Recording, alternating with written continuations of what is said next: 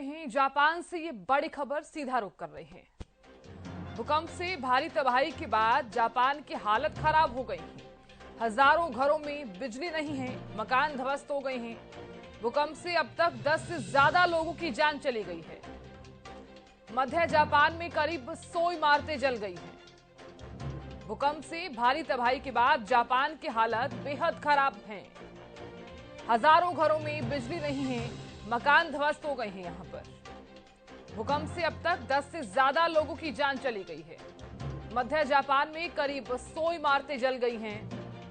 भूकंप से भारी तबाही के बाद जापान की हालत खराब है।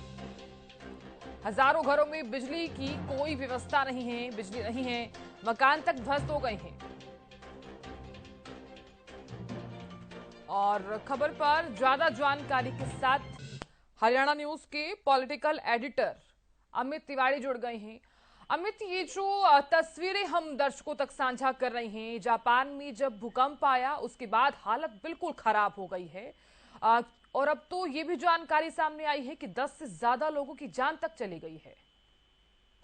देखिए साधना, सबसे अहम बात है कि जापान जो है भूकंप के लिहाज से सबसे सेंसिटिव माना जाता है, क्योंकि वो रिंग ऑफ फायर के पास बसा हुआ है।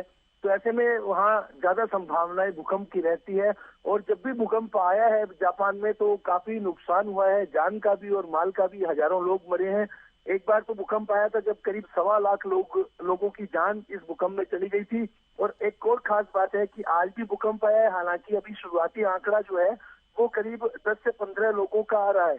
लेकिन जापान के प्रधानमंत्री फुमियो किशिदा ने भी कहा है कि भूकंप में मरने वालों की तादाद वो काफी ज्यादा हो सकती है, क्योंकि भूकंप की जो तीव्रता है और जिस प्रकार से भूकंप के लगातार झटके आए हैं, करीब 155 भूकंप के झटके आए हैं। तो ऐसे में 100 इमारतें तबाह हो चुकी हैं, जापान की सड़कें बैठ चुकी हैं, टूट चुकी हैं। इस वजह से डॉक्टर्स भी जो है वो नहीं पहुंच पा रहे मरीजों तक। तो नए साल के दिन जापान में काफी तबाही हुई है और इसमें मरने वालों की संख्या काफी ज्यादा आंकड़ा आएगा, इसमें कोई दो राय नहीं है। क्योंकि जिस प्रकार से जो तबाही मची है और मलबे के नीचे काफी लोगों के दबे होने का अंदेशा है। और 1000 के करीब सुरक्षा कर्मी जो है जुटे हुए हैं इस मलबे को हटाने के लिए। और खासतौर पर इशिकावा में जो इस प्रकार का भूकंप का झटका आया है, जिसकी 7.2 तीव्रता आंकी गई है।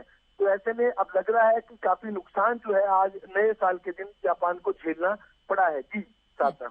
चलिए अमित, बहुत शुक्रिया पूरी जानकारी देने के लिए और खबर पर नजर बनाए रखने के लिए। देखिए हमारे पॉलिटिकल एडिटर ने भी जानकारी दी है, क्योंकि देखिए जापान जो है वो काफी सेंसिटिव इलाका है। और इससे पहले भी अब 4 सबसे बड़े भूकंप कब आए। 1 सितंबर 1923 को ये भूकंप आया। 20 सितंबर 1498 को इस दिन 8.6 तीव्रता का भूकंप आया था।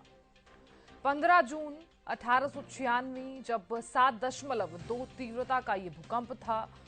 और 11 मार्च 2011 9 तीव्रता का ये भूकंप था, जिसकी वीडियो से आज भी लोग जो हैं वो डरते हैं। जापान में कब कब भूकंप आए, जो 4 सबसे बड़े भूकंप आए, इसका जिक्र कर रहे हैं हम ग्राफिक्स के माध्यम से।